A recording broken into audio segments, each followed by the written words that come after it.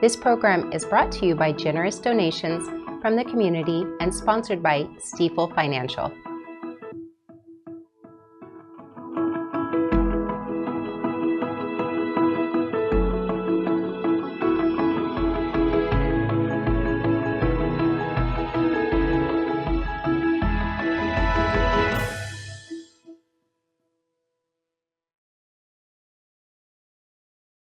In creating or purchasing gifts for friends and family. Consider where you make your purchases this season. Your dollars really do make a difference if used wisely. When dollars are spent locally, they tend to recirculate within the community, generating more economic activity by creating jobs, supporting local businesses, building the tax base, and overall contributing to a stronger local economy. So this year, change your buying habits and help keep our community thriving. Don't go away. We will take a short sponsor break and be right back with tonight's news. Thank you to Stifel Financial, proudly helping individuals pursue financial goals, businesses and organizations raise and protect capital, and communities offer a higher quality of life. To learn more, visit www.stifel.com.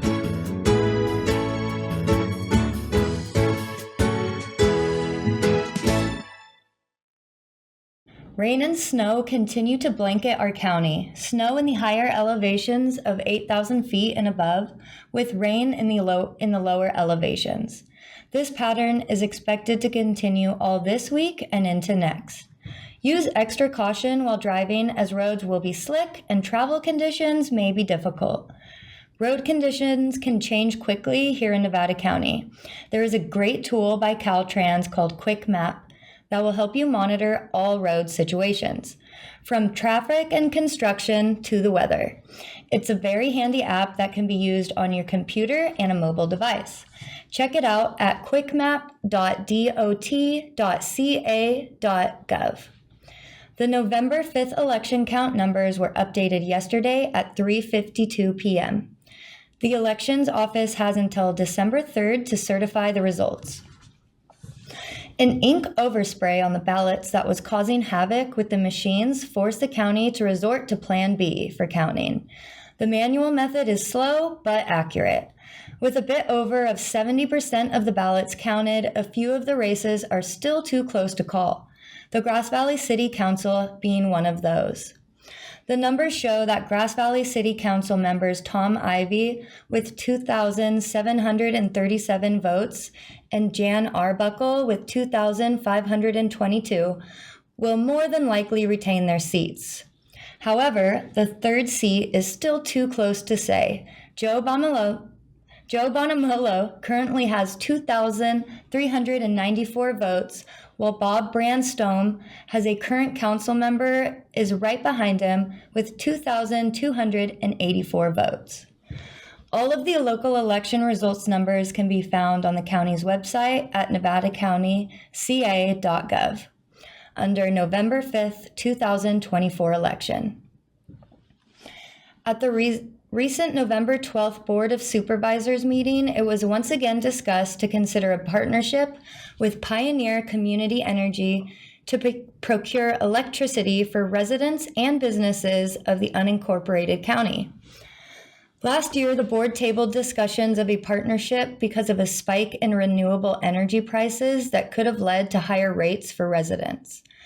But on Tuesday, supervisors indicated interest in reactivating discussions after listening to the results of an impact assessment study showing the situation is more economically favorable.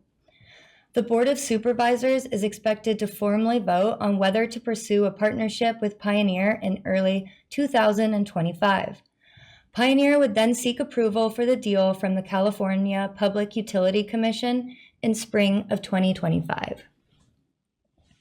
Pioneer Community Energy is a not-for-profit community choice aggregation provider which procures power for its customers in place of local investment-owned utility Pacific Gas and Electric. Pioneer has been serving Grass Valley and Nevada City since January and serves other jurisdictions in the area.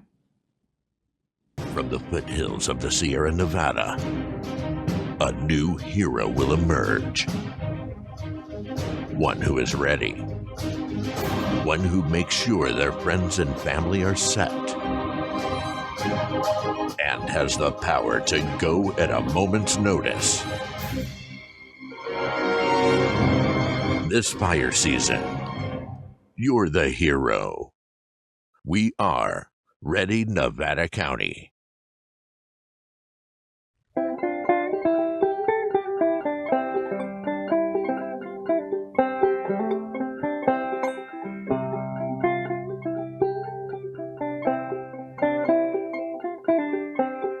One of our goals as an agency is to bring that awareness that in our community there's still needs out there for firewood, especially in the senior population, and that as together as a community, we can meet that need.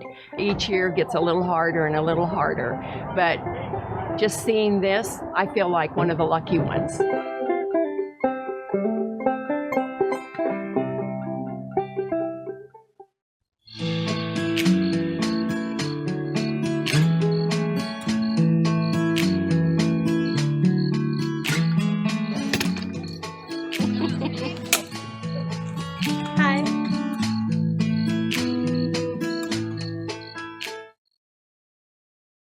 The local fire department in the town of North San Juan began in 1862 and 124 years later was incorporated as a fire protection district.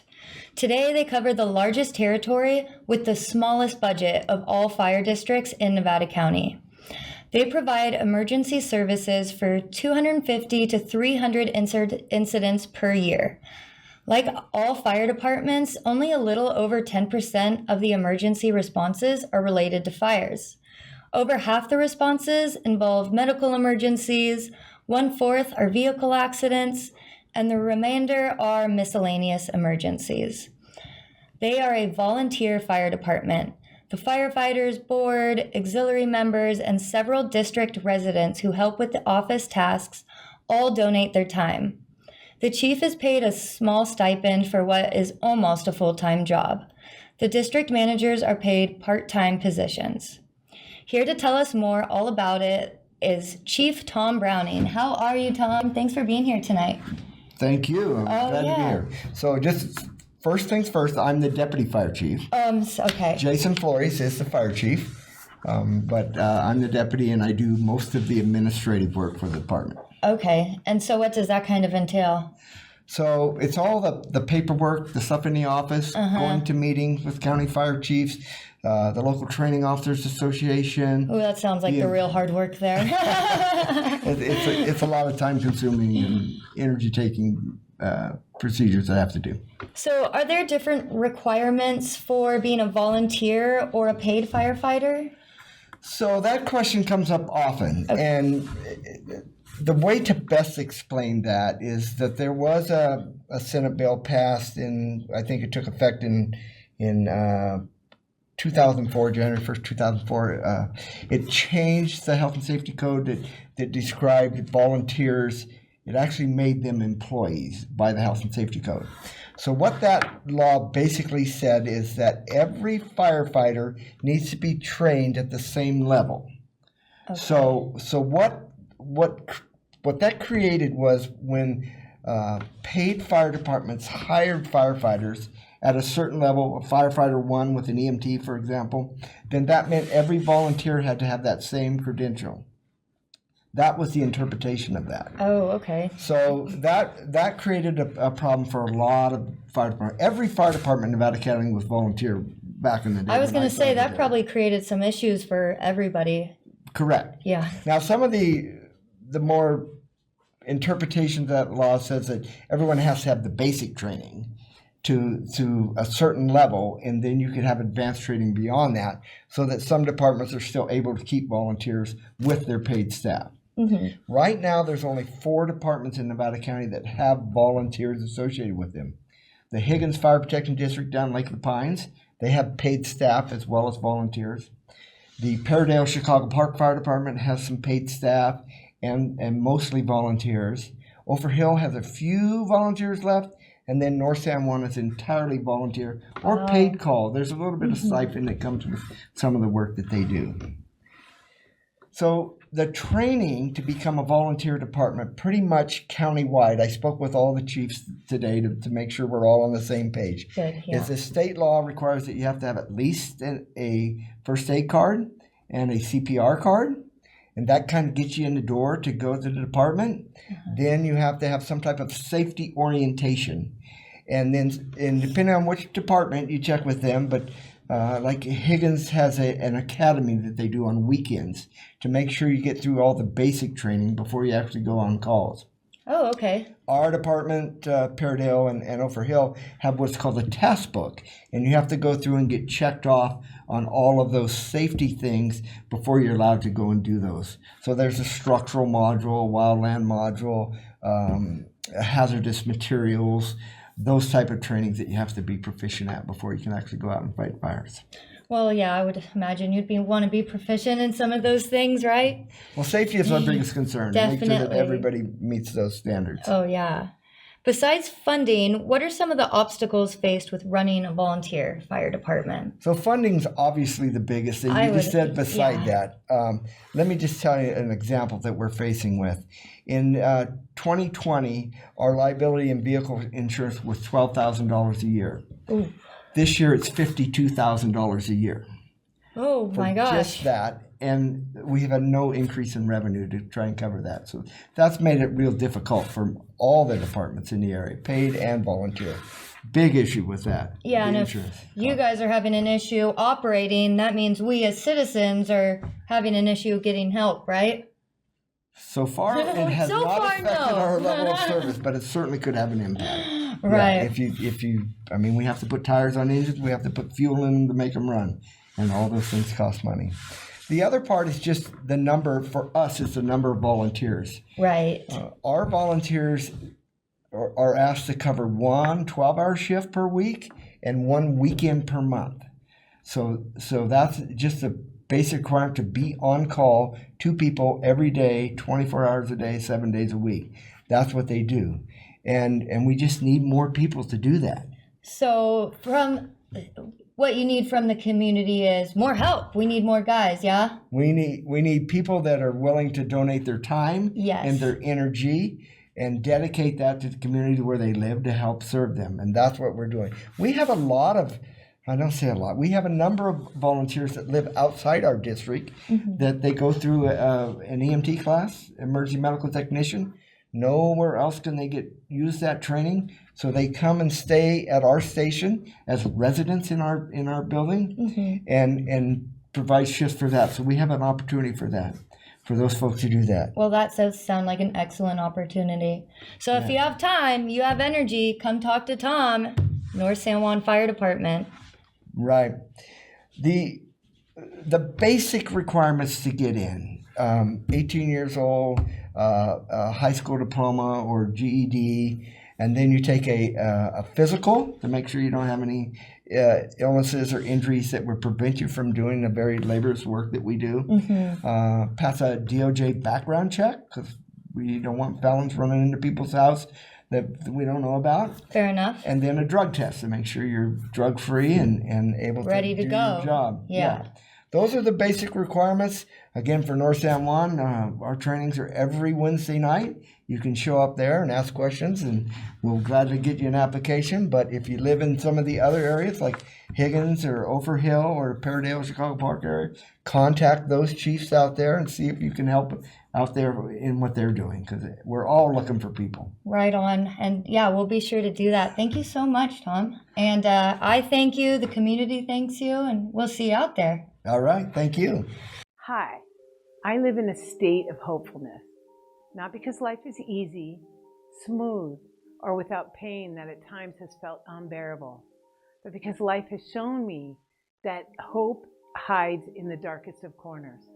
Life has also shown me time and time again that hope is constant.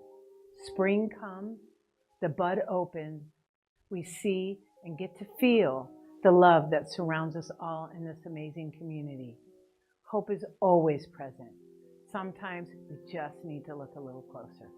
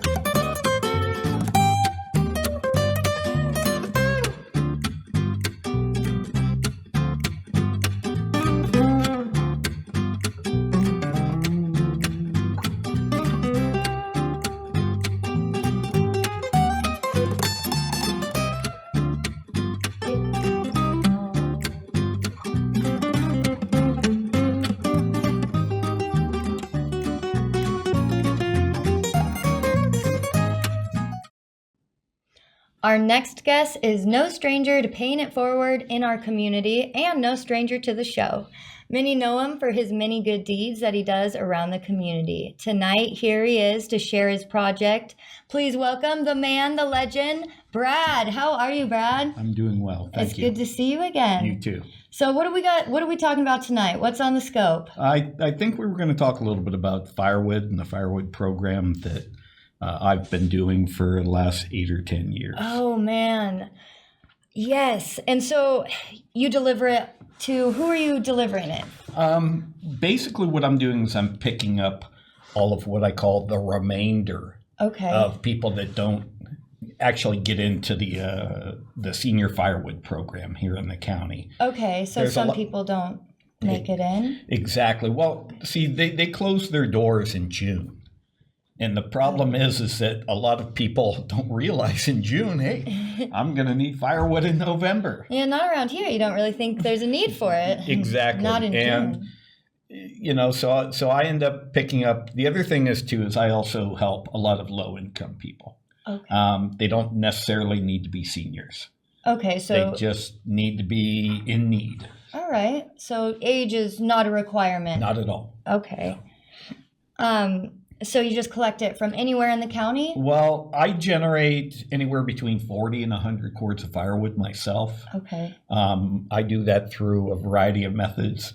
I get a lot of firewood that's given to me. Take, for example, like when we had the Snowmageddon in Alta Sierra. Mm-hmm. I was given a huge amount of firewood.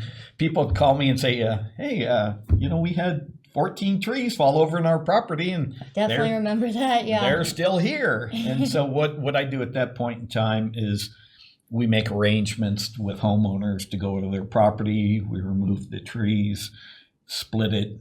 A lot of times what I'll do is I'll get firewood that's already dry because it's been down a year or two. Oh yeah. And then at that point, it's real easy for me to distribute that material out to people in the community. And I mean, I deliver firewood as far as Camptonville, and I don't.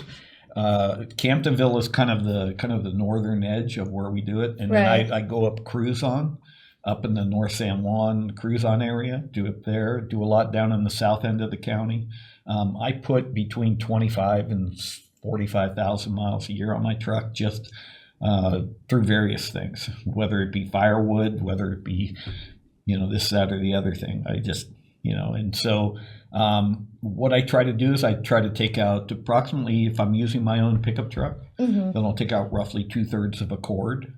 And if we have trailers that we're involved with, the trailer, I can put about 2 cords in, and what I'll try to do is I'll try to make 2 deliveries with that trailer. That sounds like a lot of work. It is a lot of work. So what can the community do to make it easier on you besides new tires? Because you're putting a lot of miles on those, huh? Well, and it was kind of interesting. This past week, I was up at Mountain Grubs, which is a sandwich shop up near the airport. Oh, yeah, good. And Allison in there and Gage came out, and I was inside eating a sandwich, and Allison comes in and goes, your tires look awful sparse of tread.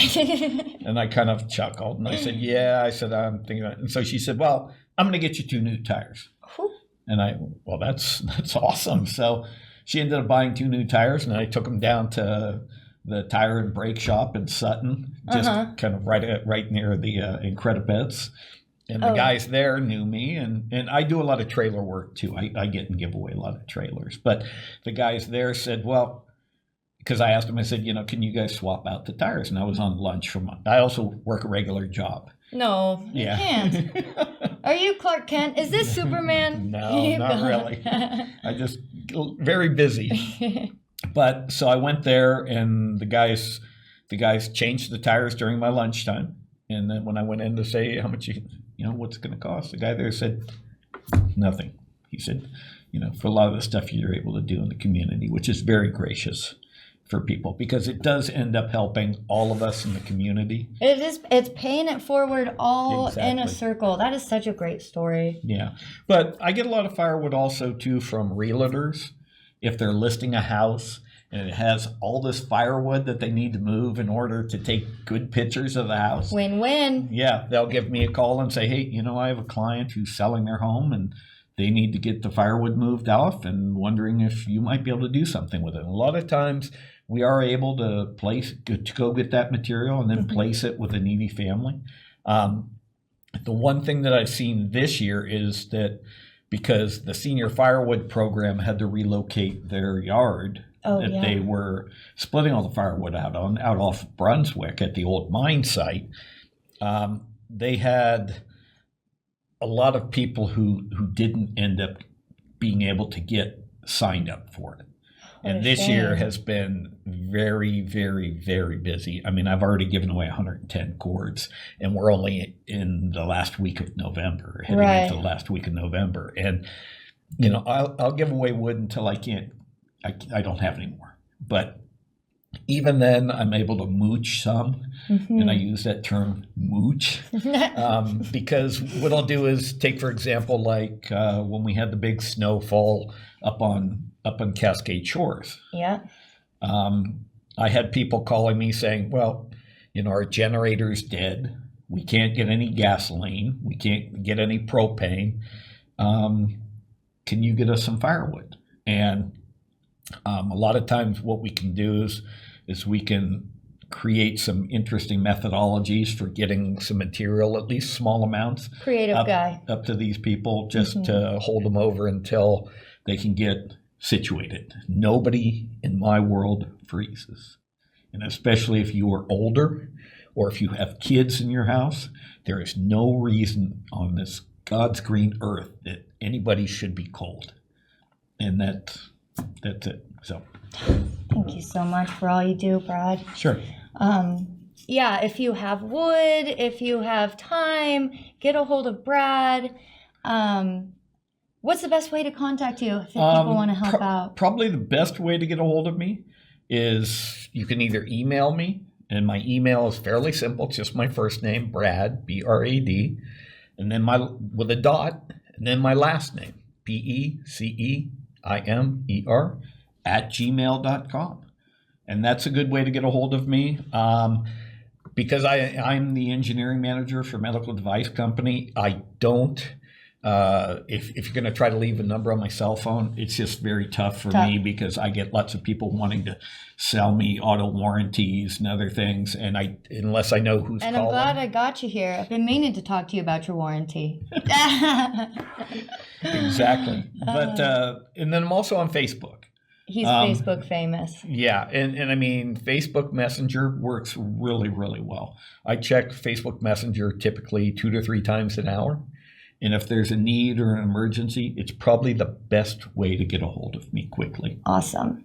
So if you have wood or anything to offer to help Brad, help this community stay warm, get a hold of him. Thank you so much. Quite welcome. Well, folks, thank you for watching this edition of Nevada County Now. If you'd like to help contribute or write stories, appear on a show, or even become a host, please check out the details at our website at nevadacountymedia.org/NCN. This program is local news and information brought to you by locals. Remember to stay safe, take care of each other, and get out there and explore all this community has to offer.